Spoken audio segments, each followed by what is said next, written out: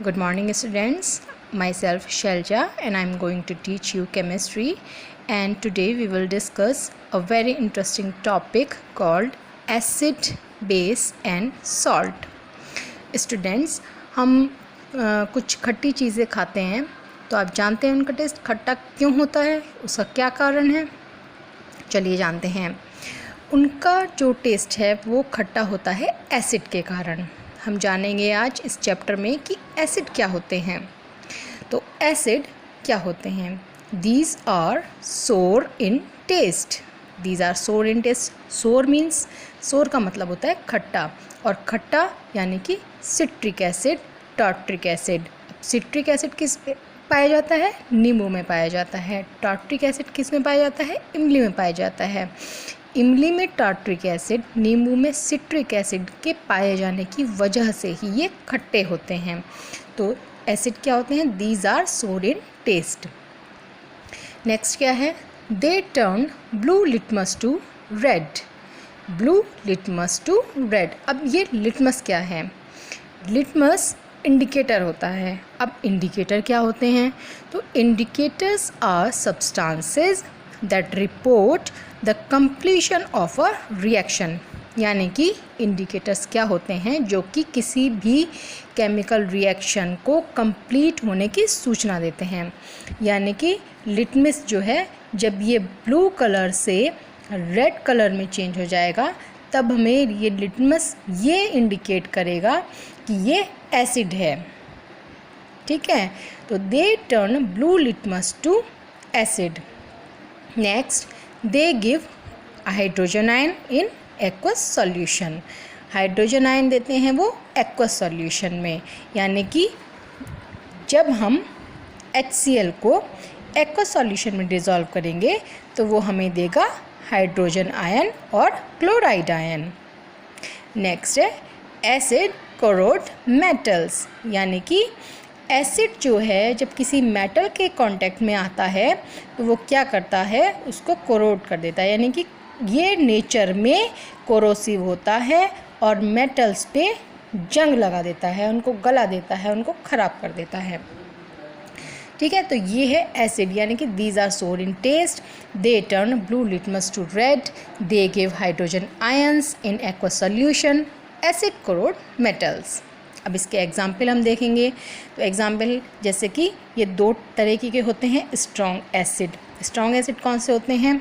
HCl, H2SO4, HNO3, यानी कि hydrochloric acid, sulphuric acid और नाइट्रिक एसिड। अब वीक एसिड सेकंड होते हैं वीक एसिड। ये कौन कौन से होते हैं? एसिटिक एसिड और फॉर्मिक एसिड एक्सेट्रा। अब हम जानेंगे कि स्ट्रॉन्ग एसिड क्या है। अभी हमने पढ़े एग्जाम्पल्स, तो स्ट्रॉन्ग एसिड क्या होते हैं? तो strong acids completely dissociate into ions in solution.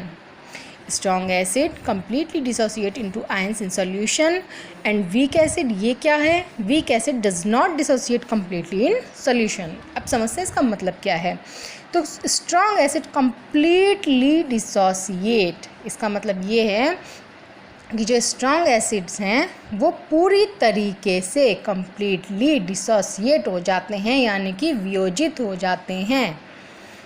ठीक है, और जो वीक एसिड होता है उसमें does not dissociate completely in solution. देखते हैं, जैसे ये HCl है यानी कि हाइड्रोक्लोरिक एसिड है, इसको हमने एक्वस सॉल्यूशन में लिया तो उसके बाद में ये डिसोसिएट हो गया H पॉजिटिव और Cl निगेटिव में, यानी कि हाइड्रोजन आयन इसने दिया। अब ये जो हाइड्रोजन आयन है ये क्या करेगा? बाकी H2 यानी कि वाटर से रिएक्ट करके हमें क्या देगा? Hydronium ion. ये एक H इसके साथ में रिएक्ट करके देगा हाइड्रोनियम आयन। अब हम बुक्स में पढ़ते हैं कि जो हाइड्रोजन आयन देता है उसको हम कहते हैं एसिड।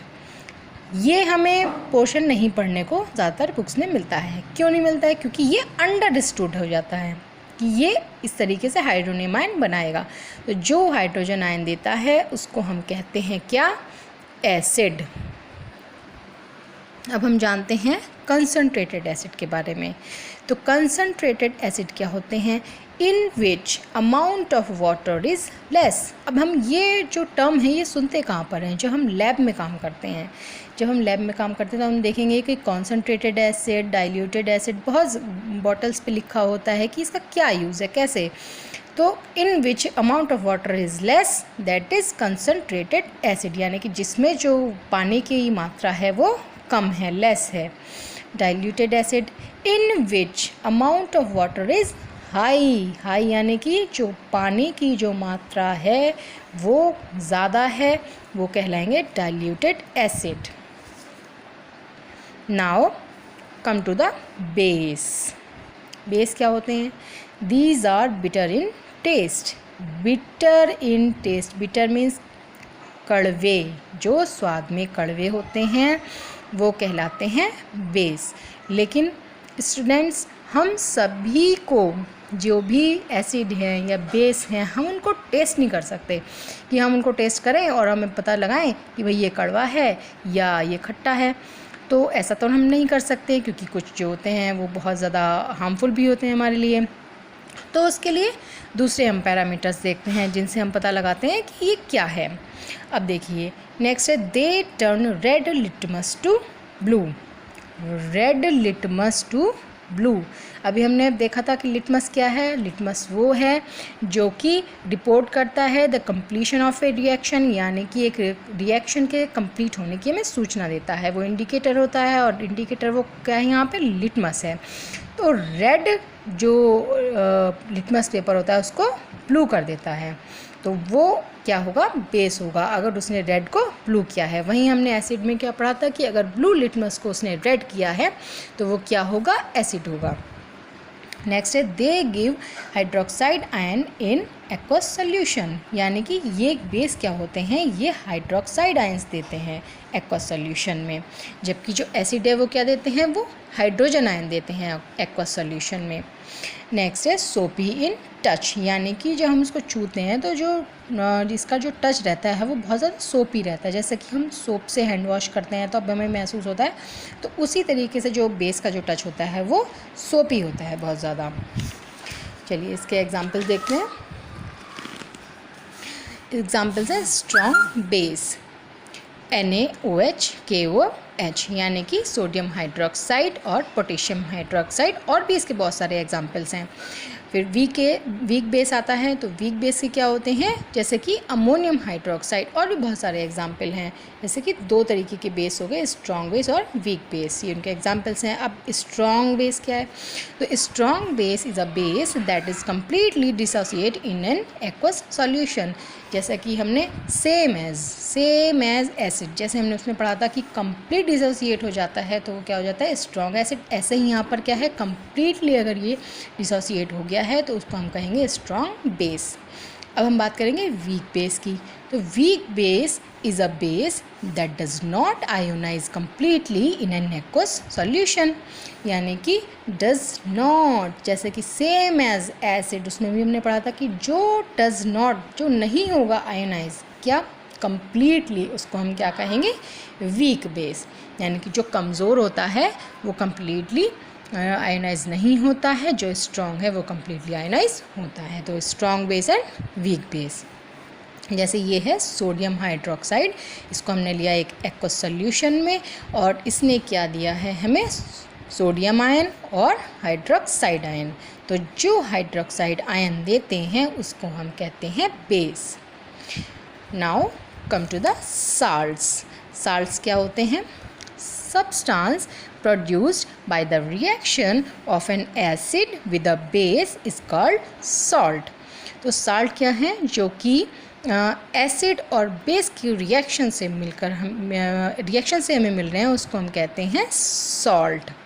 ठीक है, a salt consist of a positive ion cation, जो पॉजिटिव आयन होते हैं उसको हम बोलते हैं कैटायन ऑफ अ बेस। तो पॉजिटिव आयन जिसको हम कि कैटायन बोलते हैं वो हमें किसका होता है, किसका मिलता है, हमें बेस का मिलता है। यानी कि हम इस रिएक्शन में देख रहे हैं जैसे कि HCl एसिड है और NaOH बेस है, तो इसमें हमें पॉजिटिव आयन, यानी कि ये किस में डिसोसिएट हो रहा है, जैसे कि Na पॉजिटिव और OH नेगेटिव, तो हमें इसका पॉजिटिव आयन कैटायन मिल गया।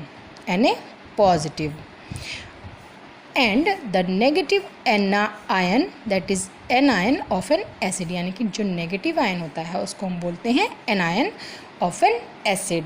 तो हमें इसमें क्या मिला, एसिड का हमें क्या मिला, एनायन मिला, यानी कि जैसे ये HCl है तो ये HCl किस किस में डिज़ोल्व हुआ है, H पॉजिटिव और Cl नेगेटिव, क्लोराइड आयन और हाइड्रोजन आयन। तो हमें इसका मिला है नेगेटिव आयन, एनायन। तो ये एसिड का एनायन और बेस का कैटायन दोनों ने मिलकर के क्या बना लिया, NaCl, यानी कि ये सॉल्ट। तो ये रिएक्शन हुई है HCl plus NaOH will give NaCl plus H2O, यानी कि एसिड और बेस मिलकर के क्या बनाते हैं, सॉल्ट बनाते हैं और थोड़ी मात्रा में वाटर बनता है। तो ये था जो इंट्रोडक्टरी पार्ट था चैप्टर का, वो हमने इसमें कवर किया है। I hope you understand that. Thank you so much.